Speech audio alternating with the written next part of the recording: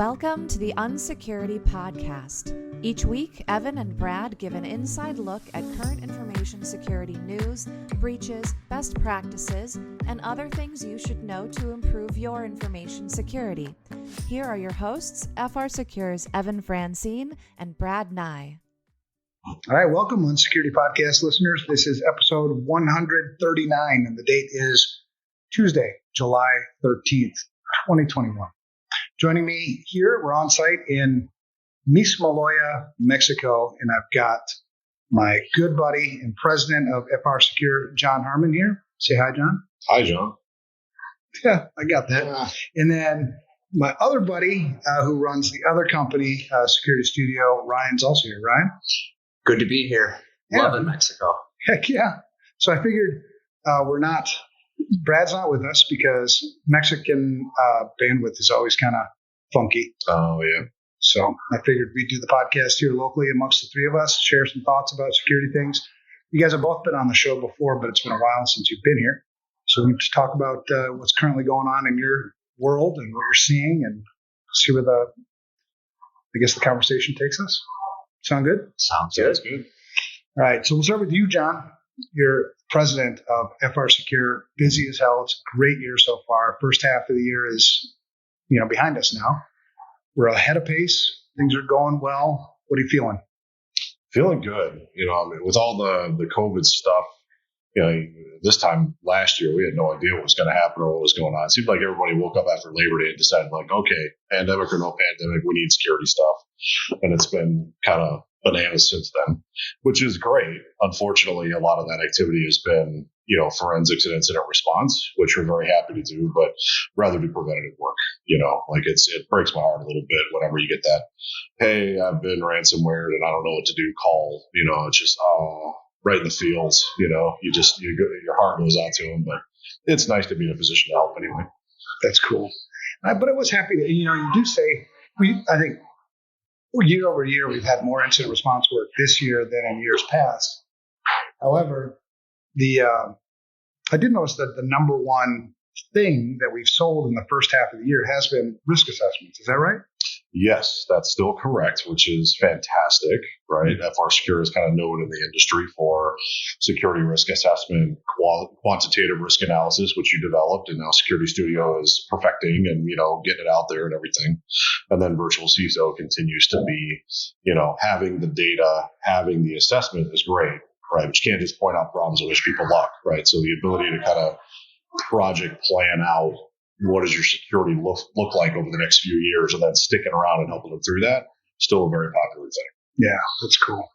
That's very cool. So speaking of, you mentioned SecurityStudio, I got Ryan here, the not officially named president, but we call you president of SecurityStudio. I think it's just formalities, right? So you're pretty much leading that organization now, which is really cool. I love the way you've stepped up over the last year. Build off of what John just said. How are you seeing the business? First half of the year, success, not success? Yeah, I would say, first half of the year was a little bumpier just because the markets that we serve are the underserved markets. They were dealing with the pandemic. So you've got, state and local government, you've got K-12 schools. They had so much to address during the pandemic that unfortunately a lot of the security work that they needed to do got backburnered.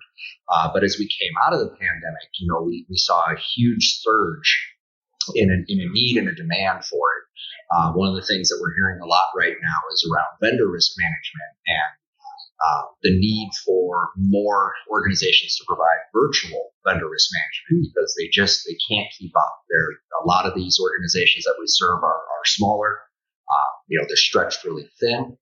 So we're working on some innovative solutions within the tool set to make that easier.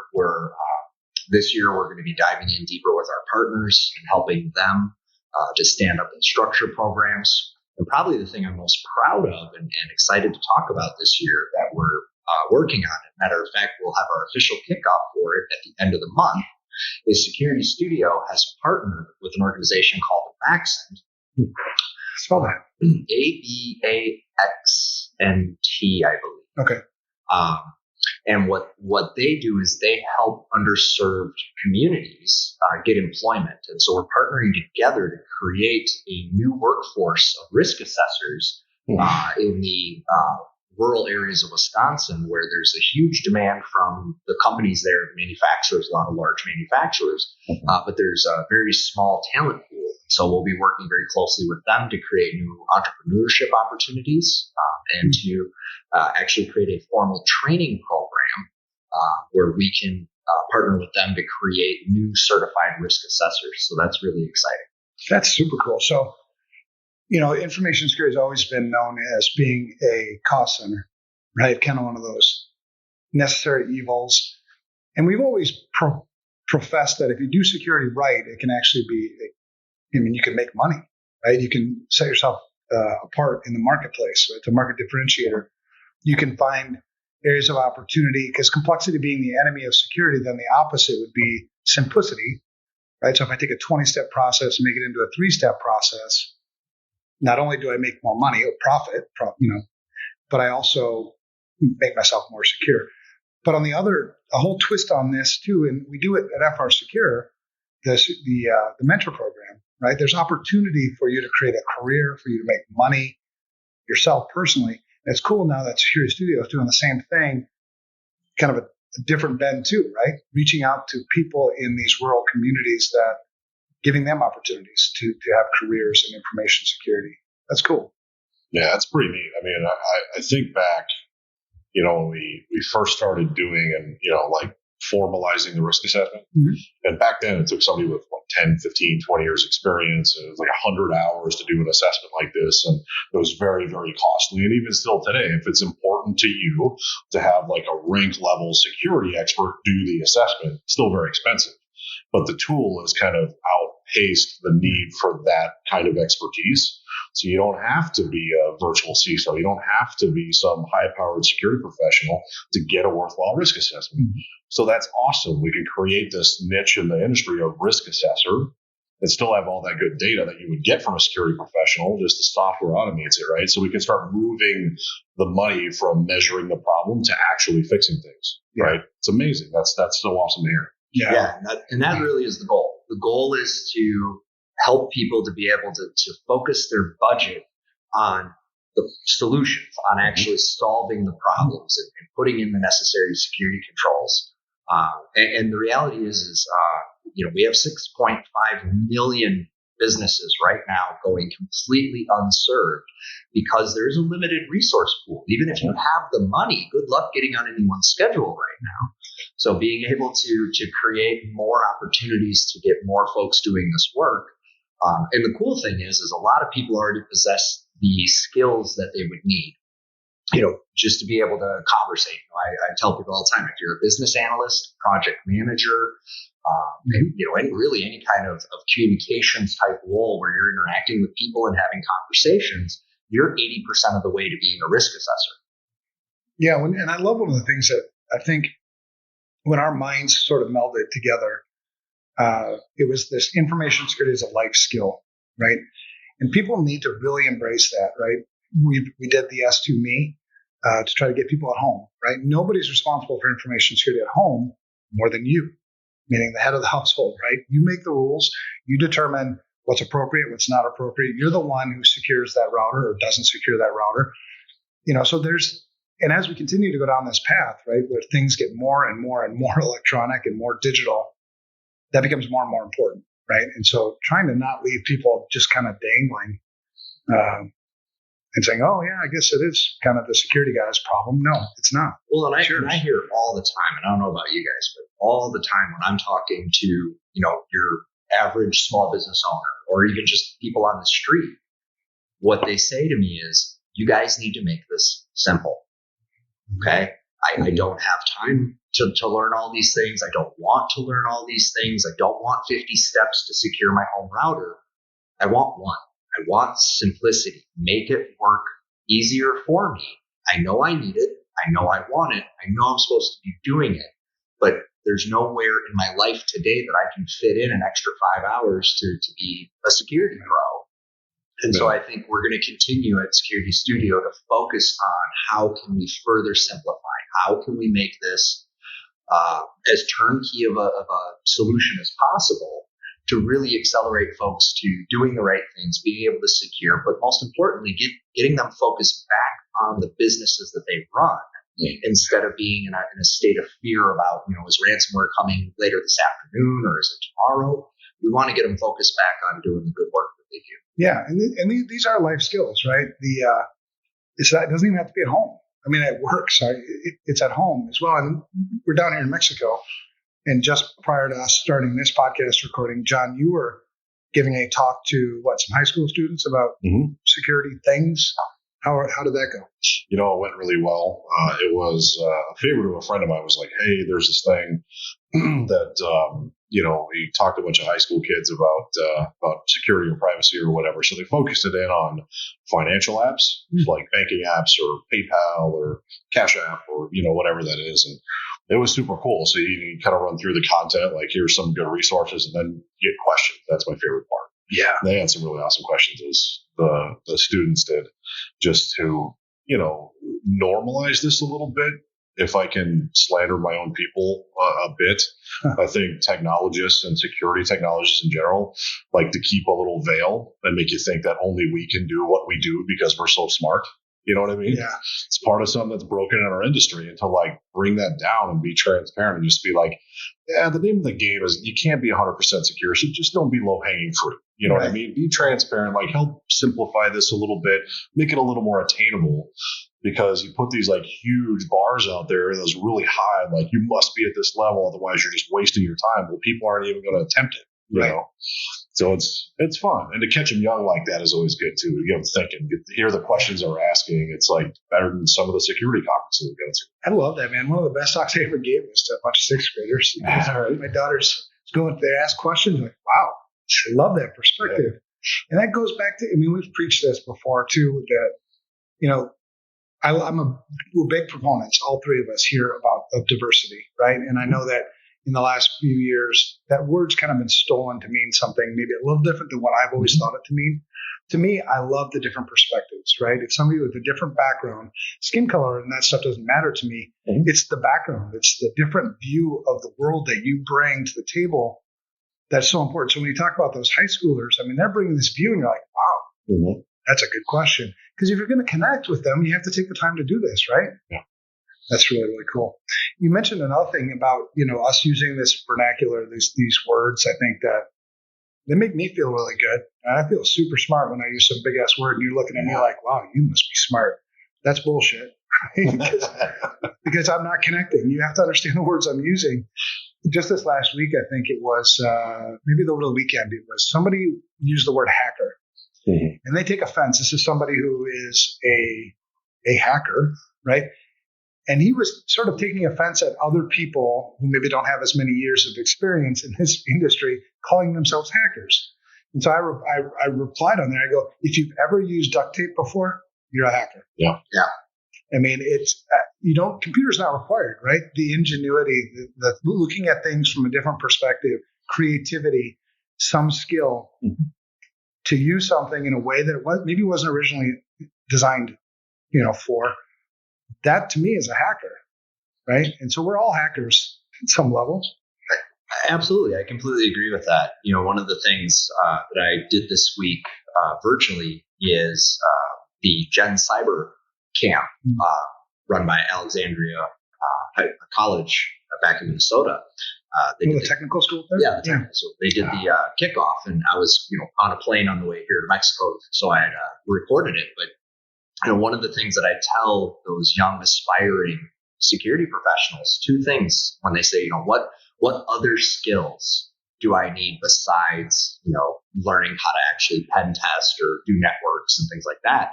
And it's communication / psychology. And the other one is know that you work for the business. You don't work for IT. You don't work for security. You work for the business. And if you have that mindset when you enter this industry, there is no limit to where you can go, right? Because that is the rarest skill set in our industry, to the point John made earlier that you made. For me, security people always seem to want to be smart and right at the expense of getting the right things done at the expense of building that relationship that will allow for culture to develop, which actually leads to behavior change. And so, if I have one gripe to pick about our industry, one thing that I think is really broken in this industry, it's that wanting to be smart and right. To your point about the guy that you were interacting with, online, you lost an opportunity there to build favor, to build friends, to just have the ability to sway them to a different way of thinking. Right. And get off your pedestal, right? Yeah. Being a hacker doesn't mean that there are some people who are very, very, very creative, who are super duper smart, that can't even use a damn computer. Correct. Right. And I would much rather be locked in a room trying to get out of prison with that person than some of these computer people, right? Because they're creative, they can think differently, they're smart, they see things, how things fit together. I think puzzle makers are great hackers, because they see how pieces fit together. One piece goes to this piece and they all fit together. So I was kind of upset because you take this elitist attitude, like, how dare you call yourself a hacker when I've got 20 years experience and I can take down this server right now. It's like, you totally missed the point of what a hacker is. Well, and can you get out of a puzzle room, right? Can you get out of an escape room, right? Can you wipe your ass? You know what I mean? So do you want to be right or do you want to be correct? Yeah, exactly. Well, and you're right, because it's kind of been weaved in this whole conversation too about information security is a life skill and it's a safety issue, right? More than it's ever been, and it continues to go more and more that way. Where I might have the most elitist hacker skills ever, I can't protect the person at home who's about ready to, have their child either, preyed upon, or, their privacy's gone, or their house burns down. I can't help that, right? So we have to get these other people to join us, kind of in this big mission. Well, and I think to tie off on that, it's a societal problem, and we have to approach it as a society. And today we're not. It's a societal problem that we're approaching as this niche where only this group of security people can solve this. Mm-hmm. And I think that leads to then the average person kind of throwing their hands in the air and saying, well, I can't do anything about it, so why try? And honestly, the only way we're going to get ahead of this is by approaching it as a life skill, as a foundational life skill, like looking both ways before you cross the street, washing your hands, wiping your backside, right? These things that we teach our youth, especially if we're going to put an iPad in the hand of a 4-year-old, we need to understand the impact of that. We need to understand that. And at what point do we just give up on the person that's just not going to listen, and they're going to cross the street without looking both ways anyway, and they're going to get hit and killed? So, I've started to ask myself that question. Like, I've told you this now 10 times. I can't waste any more time here. I need to move on to people that will listen, that will embrace, that will protect themselves. Sorry, this one's gone. Because you talked about it too, John, about some of the ransomware stuff, or some of the incidents that we respond to. We have had to sit across the table from presidents, CEOs of companies, and tell them, essentially, your company's not going to survive. You just got hit by a semi-truck because you didn't look both ways.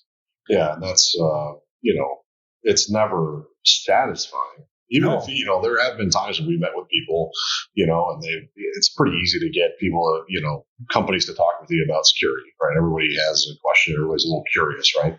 Separating the intellectually curious from the economically serious is two different things. Like, are you actually going to do anything about this? Are you going to take my recommendations, or are we just BSing about security here? Like, I'm happy either way, but you should do something, right? You should be getting assessed. You should have a plan. You should be working that plan. Just, making those simple kind of fundamental incremental changes. But, you tell me to go pound sand and, I'll call you if I ever need you. And then that call comes, your business is going to die because you didn't make these fundamental incremental changes. There is no told you so. Like, you can't, right? But you want to. It is an urge, but it's so unfortunate, and it was so easy to prevent most times. Most of the time when we see these things, it's not the 1% of hackers that you can't stop them. It's not those guys and gals, right? It's somebody messed up. Somebody clicked on an email. It was an oversight. It was just something knucklehead. It was, RDP open to the internet, right? It's just stuff that it's best practice. It's fundamental. It's easy. but you just didn't have your eye on the ball. Well, I think and it can cost you everything. Yeah. I think a lot of times people maybe get overwhelmed when you look at all the security things. And we noticed this. I think CIS noticed this. I'm happy to see their implementation groups. We went with level 1, level 2, level 3. Not all that unlike their implementation groups, because we also have to meet people where they're at, right? You talk about critical infrastructure. And it just keeps pounding in my brain. The Oldsmar attack, right? Because that one was so well publicized. There's lots of them, by the way. If you Google, water treatment facilities that have fallen victim to ransomware, right, you'll find more than Oldsmar. But the reason why that one sticks out is it's critical infrastructure. And what we did with critical infrastructure is it created this cool NIST CSF. We made it voluntary, which was one problem. And the second problem is you can't give a water treatment facility manager, somebody who makes the water pumps work, make sure the water gets to your house. You can't give them an NIST CSF and say, do this. Right. You meet them where they're at. Sets, right? Yeah. And I do see a ray of hope.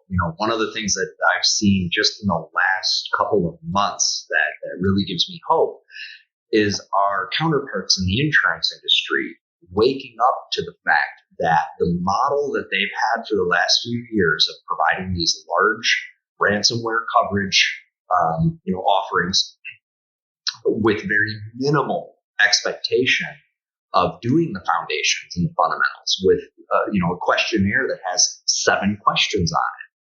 What I'm now hearing from clients that we interact with is that one pager is now 15 pages, and they're canceling underwriting.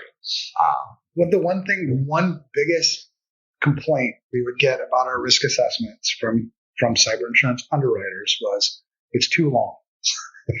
And I was like, well, 7 questions. I mean, come on, that's too short. Right. Can we find a middle ground?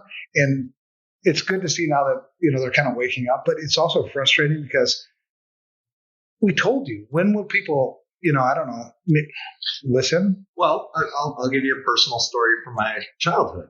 I was told not to run by the pool repeatedly. Yeah. I was told this over and over. And it wasn't until I drove a tooth through my lip that I learned. And so I do think we are going to have a little bit of you're going to have to hit the wall to wake up to this. But I'm hopeful.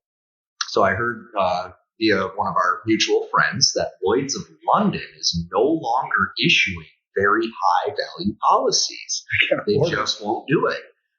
And that's going to have a trickle down effect. And I honestly think when the business goes to renew and they see a 40 to 60% increase in their premium or an outright refusal to cover them, I think that's that hitting the wall moment for these businesses. I think that's when you're going to see them start to wake up and go, okay, wait a second. Well, from a vendor risk management perspective too, I know many organizations that won't do business with another organization if you don't have a cyber insurance policy, thinking that is due diligence, right? Do you have insurance or not? There's so many different ways to, I think, provide adequate security to the people you serve beyond just having cyber insurance. That's a little frustrating. But back to the point too about you can't save everybody. Right. You know what I mean? And we're Christian, 3 Christian guys, and it reminds me of when Jesus said, shake the dust off your feet and, continue down the path. And I'm starting to see myself do that more, not because I'm frustrated, but because we have so many people, I think, to help that I can't keep spinning my wheels here. I'm sorry. When it hurts, when that tooth does go through your lip, I'll be here to help. Right. I'll come running with a towel to try to help you out. And I think, it's that 80-20, right? It's that 10% on either side. Because you have the 10%, they're just laggards, right? They're not going to come along until it hurts enough. And you just those people are frustrating. But on the other end, you have some companies that are overdoing it. Right. And they're eating up our time, and security experts' time because it shows well, because it looks good. Like they have their act together. They have all their own security team. They have everything that you would possibly want. They're very, very unlikely to have any meaningful event affect the flow of their business. But they're over investing in security. And so we just sit around and twiddle our thumbs and do the same things over and over because it makes the board feel good or whatever it is. Those people also drive me crazy a little bit. It's hey, you guys got this. Like you should be maybe spending your money somewhere else or a different way now. Can we, move on? And there's that middle 80% that's on the spectrum somewhere that we can get, really move the needle on. It's like that guy, you go over to his house. We probably all have a friend like this, and there's like 18 locks on the door. There's camera surveillance everywhere, alarm systems, not inside the house, everything. I mean, they're like over secured everything. Yeah. It's like, hey, bro, you live in Konya. Like, there's no crime rate here, right? Right. What are you trying to protect against? Yeah, now he wants your help. He wants you to come over and help you dig like a laser tripwire around the house. It's like, no, dude. Or come help him unlock something he locked himself out of. Well, and that's the same guy that usually has the 40-foot single pane bay window, right? So you put all that in, and yet you still have this, easy to break piece of glass. And we talk about this all the time. When you're managing risk, what's your next most unacceptable risk? Right? What is that? You can chase down every little thing. I deal with this, when I'm working with schools. And we'll run a vulnerability assessment, and it'll come back with, 12,000, 14,000 findings. Well, that's not 14,000 unique vulnerabilities. It's 2 vulnerabilities across the entire environment. Right. And, but helping them, because they don't know. What they see is a number count, and it causes panic. And so you got to sit them down and say, no, hold on. We're really only talking about 2 here. Right. It's just everywhere. Let's push that patch out. And it still surprises me how few organizations today are doing adequate patch management. Right. We won't go too deep into the whole Microsoft print school deal. We see that's the thing too. That's not something new, right? No, it's not. Everybody should know that now. So then, on things like that, I'm starting to sort of wipe the dust off my feet. I've got the next thing that I need to be working on. You already know this, right? If you choose not to do it, that's your problem. Right. Not only that, but we put it into context for you too, right? We do assessments, step 1, step 2, step 3, right? So where it fits on the spectrum of things, right? Because it doesn't make any sense for me to do patch management if I have no asset management. Right. It doesn't make sense to do any asset management if I don't have roles and responsibilities figured out, right? So back it up to where do I start this thing, start shoring those things up, and then you get to patch management, and it's just the way you do business, right? It's work. And I think a lot of things, in 2021 now, we grew up hardworking folk too, right? I mean, you grew up in Montana, Texas and Montana. I mean, working hard. You grew up following your dad all over the place, handyman, everything. And I grew up a son of a 20-year Marine. We all had kind of work beaten into us. So I don't mind work, but I wonder how much the people we talk to, like, that looks like work. Where's the easy button? Can I buy something to fix that? Well, I think that's part of it. I also think there's still that fundamental disconnect.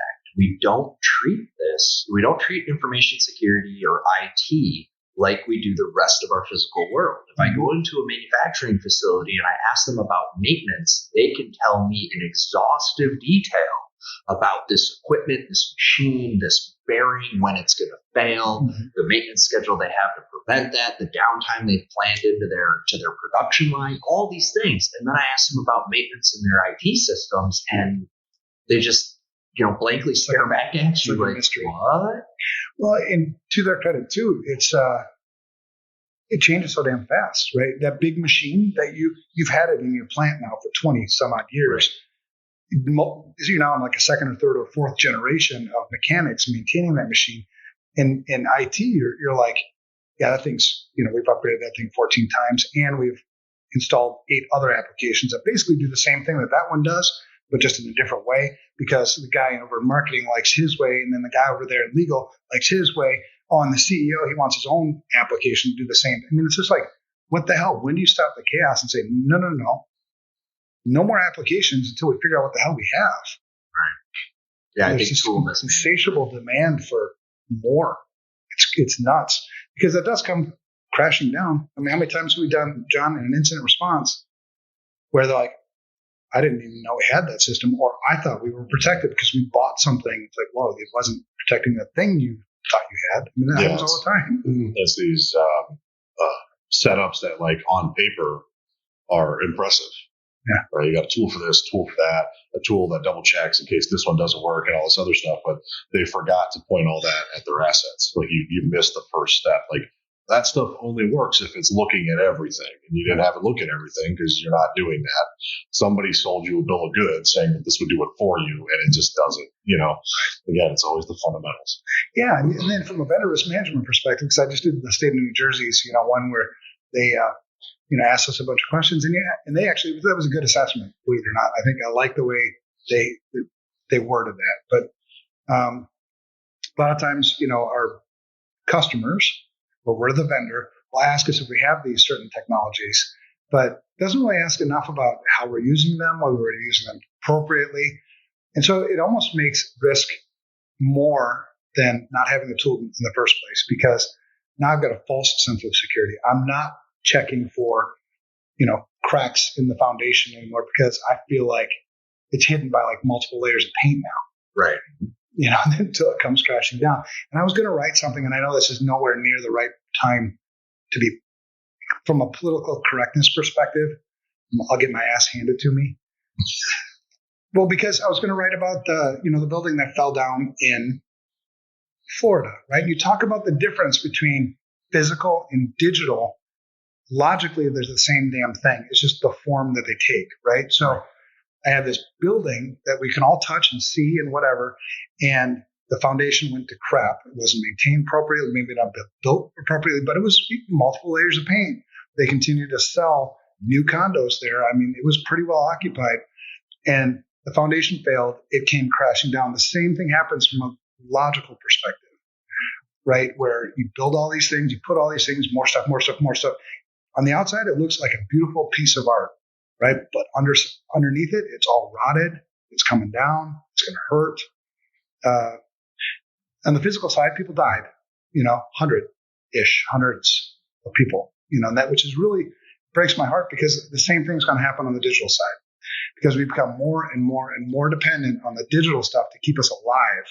Yeah. And we see that in all industries.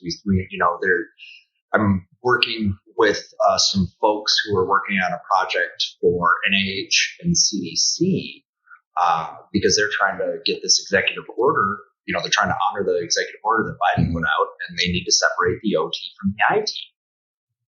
This hasn't been done before the way that it needs to be done. And so, in those systems, we're talking about, the folks that are helping us navigate COVID right now. We're talking about research laboratories being unable to conduct research if something happens. There is a physical impact. We're seeing it in our critical infrastructure. Where it's spiraling. The medical stuff fascinates me. The amount, we have surgery robots now, where the doctor's remote hands. You're getting surgery done at your local hospital, and the surgeon is 3,000 miles away controlling that robot through an internet connection. Well, what happens on that dark day when somebody decides to hijack that signal? And unfortunately, they're not thinking about that. They're not.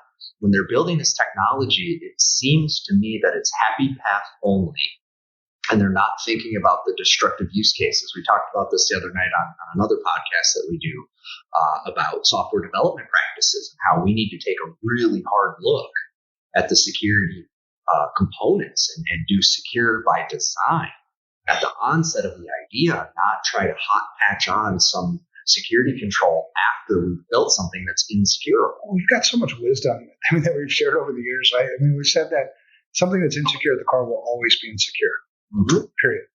So if you started an application, and you didn't start following good, secure coding practices almost from the get-go, you're just piling more crap on top of crap on top of crap. And it may look like lipstick on a pig, but it's still a pig.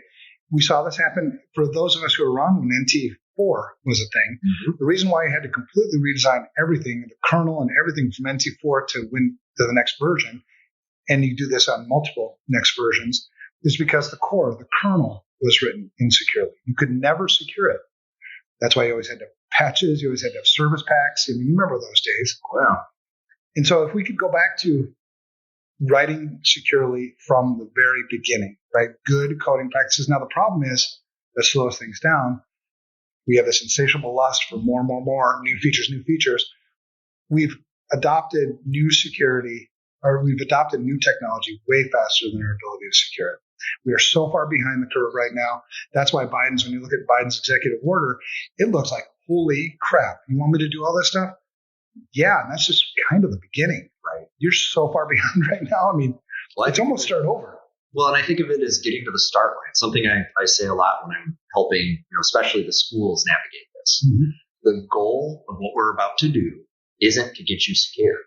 It's to get you to the start line so that we can begin to secure you. Yeah. There's so much pre-work in those environments. They don't know the networks. They don't know the assets. There's just all this stuff and it's on the internet. It's like, okay, we got to go back to square one. When a building comes crashing down, you can't patch the building. Right. You have to start over. You have to wipe it clean and start over again. And that's what you need to do in so many of these technical environments that I've seen from a network infrastructure. Just that, the way the network was designed, right? Well, you've got segmentation. Well, great. That does really good from a performance perspective, probably, because, I'm limiting my layer 2 traffic. Right. But from an isolation perspective, which is the secure way that we want things built, you can't do it because you've got applications all over the place, servers all over the place, clients all over the place. And then you start to kind of go down this path. You start moving things into their appropriate little buckets, but you still can't lock it down. And then you start talking about zero trust stuff. Forget about it. If you wanted to do zero trust, you should have done that from day one. Now you're just retrofitting a whole bunch of crap. And if you look at the zero trust architecture stuff, which is funny, sad. It's sad. It's not funny.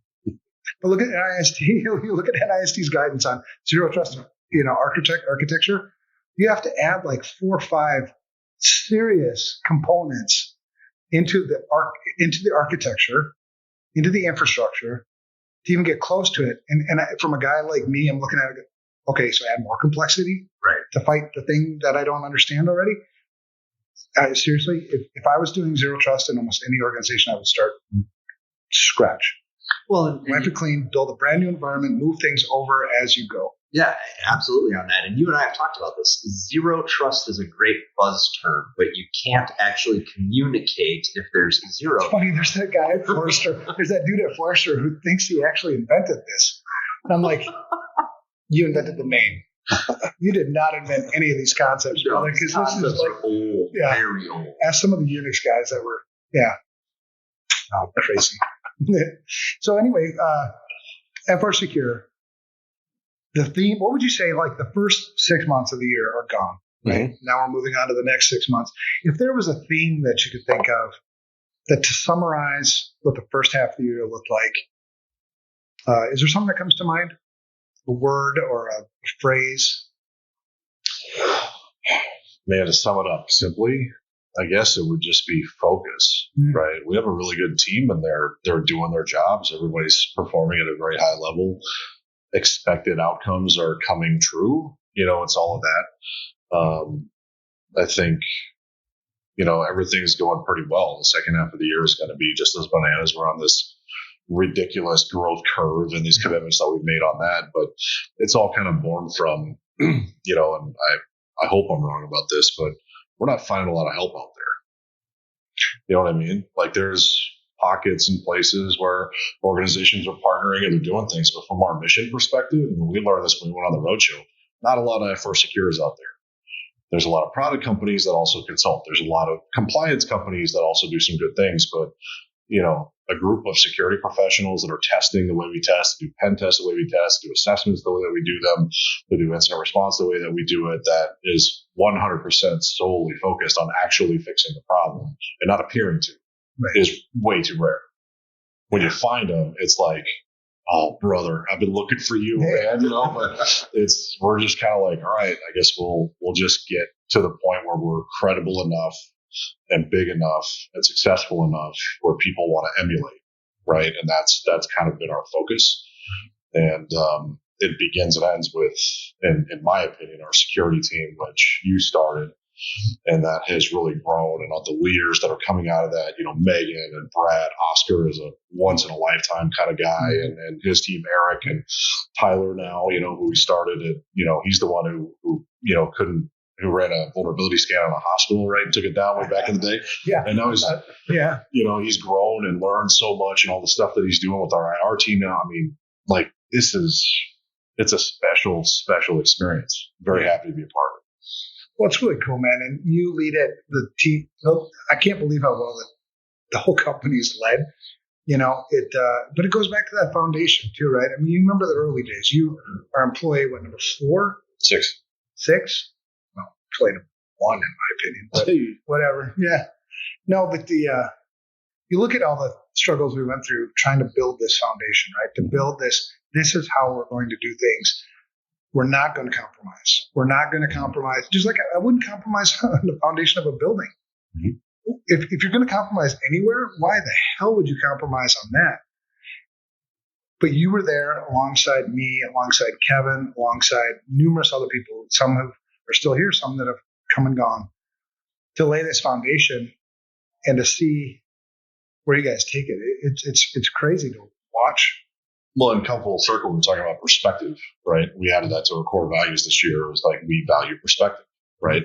So I'm writing now kind of, as we get bigger, because it was like a short time ago, a year or two ago, I knew everybody.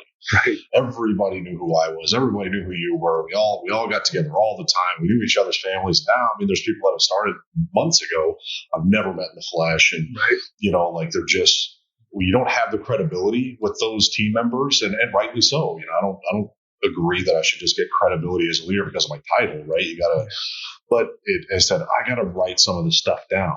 What do our core values mean? What are our principles? You know what I mean? And the thing that I'm adding, right off the bat is like, hey, here's our principles, like product agnostic, like meet people where they're at, like we take care of our own.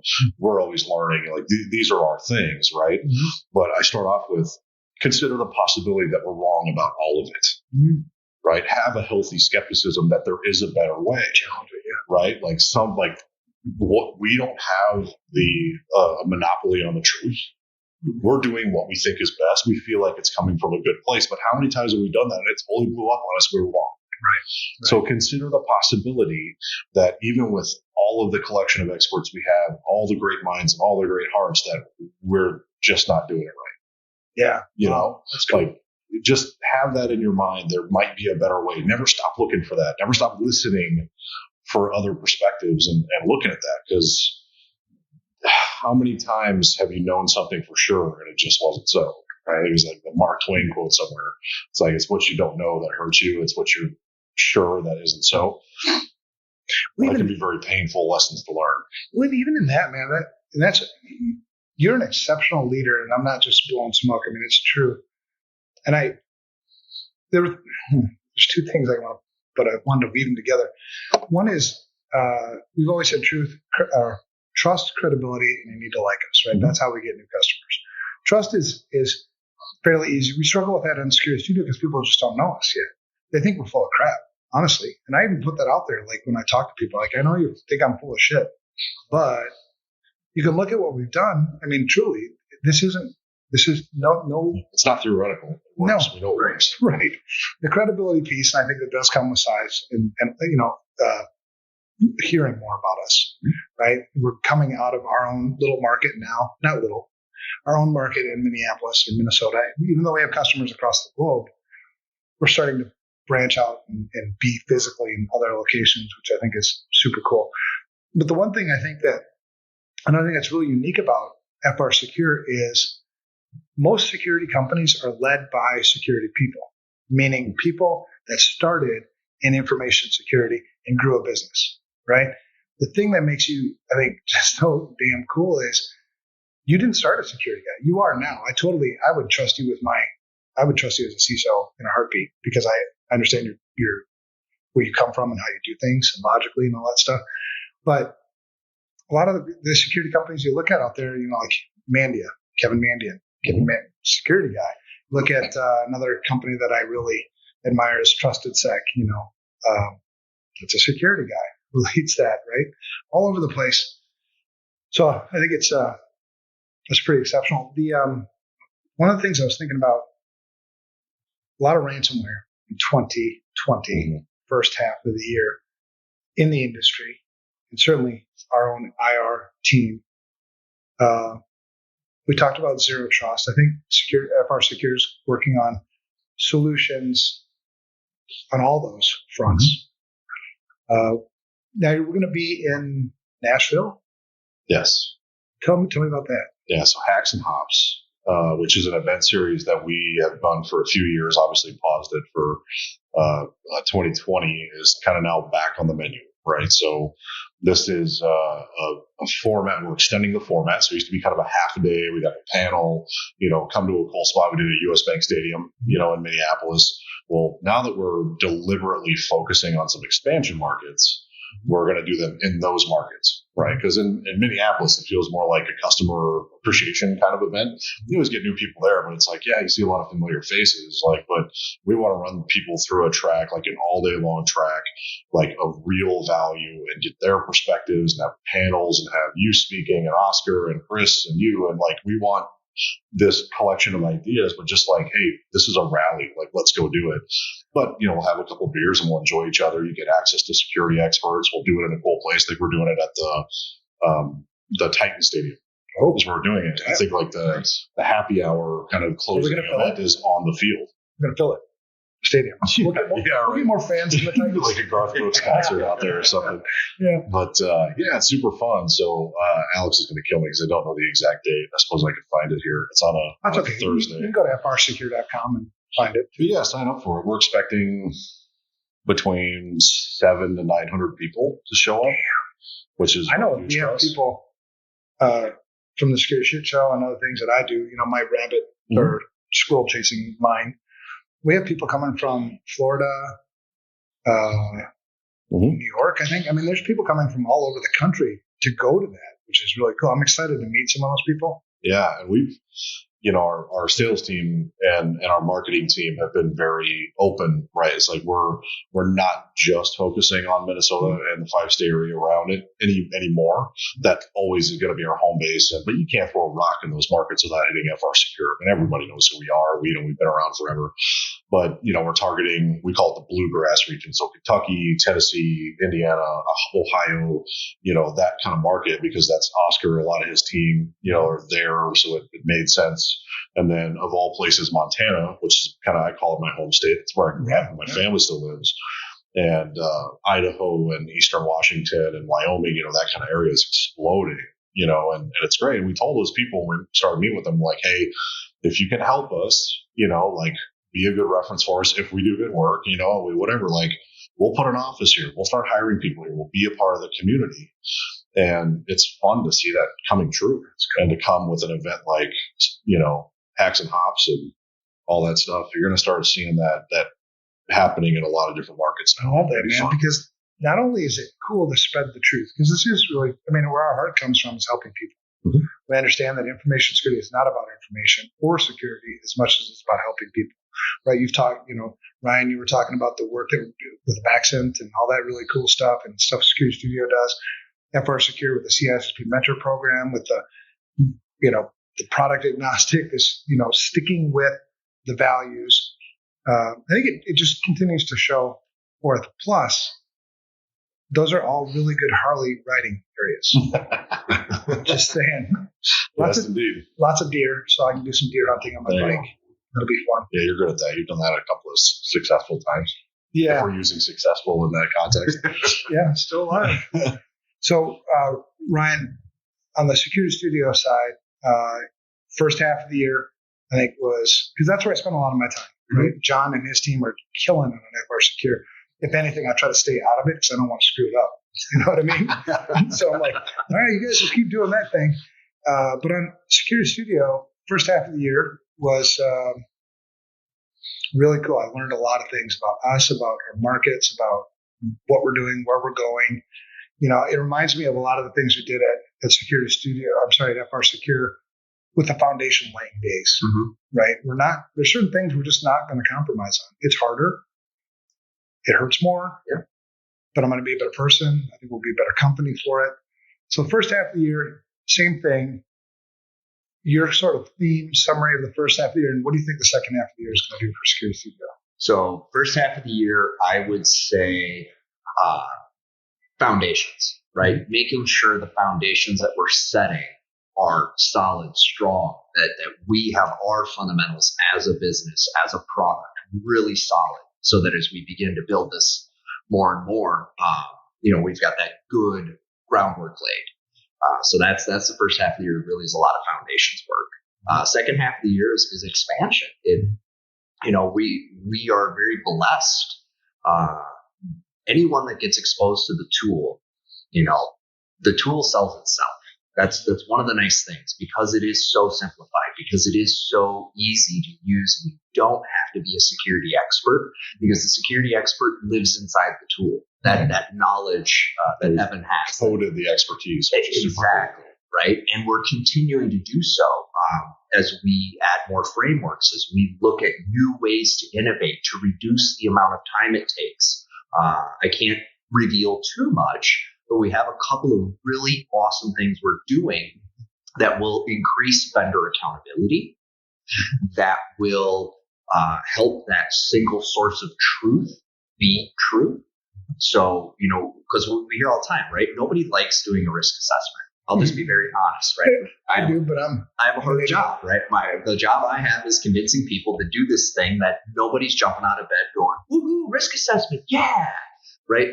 What we want to do is, and what we're going to focus on for the remainder of this year, is continuing to be able to accelerate them through the assessment to mitigation and remediation. We want to get them to mitigation and remediation as fast as possible with a nice, clean, and easy to consume task list, right? Let's get them to doing the work and getting that going. And then the other thing that we'll focus on in the second half of the year is enriching our partner network and enriching our partner relationships, and ensuring that our partners are fully equipped to be able to serve their customers and to create new revenue opportunities for them as well. So as we start to do some innovative things in our vendor risk management space, there's going to be a lot of opportunity for virtual vendor risk management, which we're hearing a lot of demand for. It's a growing thing. People just don't want to, they just don't want to do it, right? So being able to do that for them. And I think, probably towards the latter end of the year, we'll start looking at the consumer as well. I think that's a big part of what we want to do. It's taking the S2Me to that next level. It's and like with all things that we do, we want to simplify. So we want to simplify the processes, simplify the tool, and really, again, accelerate people through that assessment process as easily as possible. So we've got some really cool things we're looking at from an automation perspective. We've got some interesting tooling that we're in the process of developing right now that's going to, increase the accountability of the organizations to their information security practices, as well as accountability back to those third-party vendors, which I think my gut instinct tells me will be the hot area of focus by the end of this year from a government perspective, but also from a business-to-business perspective. As we see more and more managed service providers getting attacked, I think the conversation is going to shift to what's in that contract and how are you protecting me? Can you prove that you're doing what you're doing? And that's where I think SecurityStudio is going to shine, is we're going to be able to help those organizations, even if they don't have an IT team, be able to hold those vendors accountable, to be able to show scientifically exactly what's going on, and just our objective versus subjective approach, I think, is going to pay off in spades. Yeah, I had a good discussion with Mike Garrity, the CISO for New Jersey, about that. They do an assessment, like a lot of people have done assessments on a scale, 1 to 5, right, on every question, which is good. I think it's good to get those opinions. And I think you could do that if you, let's say, if you wanted an objective result, quantitative result, you'd have to do that on like any 20 different perspectives. You know what I mean? In order to get that to give you the truth, right? And I think the true false. But anyway, you mentioned one thing that I think is really important, and then we'll wrap this thing up. Nobody likes to do risk assessments, right? But here's the deal. Everybody likes to drive the damn car. Nobody likes to do the tune-ups and make oil changes. And, that's our job as security people, right? Is to do the tune-ups, to do, or make sure they're being done appropriately, right? And then you can go drive the damn car. Thankfully, you don't have to do risk assessments like every single day. we will get there, because we do have risk assessments that will dynamically change over time. But yeah, that stake in the ground once a year, once every couple of year risk assessment, it's just maintenance, man. I mean, everybody's going to do it and look at it that way. Awesome discussion, you guys. It's cool that we're sitting here in Puerto Vallarta. That's the way rednecks call this place. If you're from here, you call it Puerto Vallarta. That's cool to be here. The people here are amazing. I'm looking forward to a couple of years from now when I move down here, and between now and then, we're going to be down here a lot. And we're going to invite people down here a lot. And it's no other reason than to give thanks that they trusted us. They looked at us as credible. That's why I'm here, right? I didn't get here any other way than that. So that's cool. So we're going to go check out the beach, do some stuff. We're going to go scuba diving on Thursday. We're going to try I already had my first ticket for people that are listening. It only cost me $100 to get out of it. And there's no record of it anywhere. So you figure out, is that a fine or is that a bribe? It's up to you. I'm just saying there's no record. It's cash. But we'll wrap up. Where to find us on social media? Ryan, where do we find you on social media if you want to interact or ask questions? You can find me on LinkedIn, or you can find me on Twitter at CloutierSec, CloutierSec. Awesome. And we'll be doing a show Thursday night, too, from here, the shit show. We will. John, where do people find you if they want to get in touch with you? What's the best way to hey, I heard you on the shit show, the Unsecurity podcast, and I like this one thing you say. Where would they go to find you? You can always go to the FRSecure website. My information is there, and feel free to reach out. Very responsive on email, so I'll always do that. And then LinkedIn is pretty good. I'm on a couple other platforms. Those are the two that I kind of keep up with. All right, awesome. And I think people know how to find me, and if you don't, I probably don't want you to. So we're good on that. All right, have a good one, guys. Thank you for listening to this episode of the Unsecurity podcast. We value our listeners and would love to hear from you. Give us your feedback by emailing us at unsecurity@protonmail.com. That's unsecurity@protonmail.com. Be sure to tune in next week to hear the latest insights from Brad and Evan.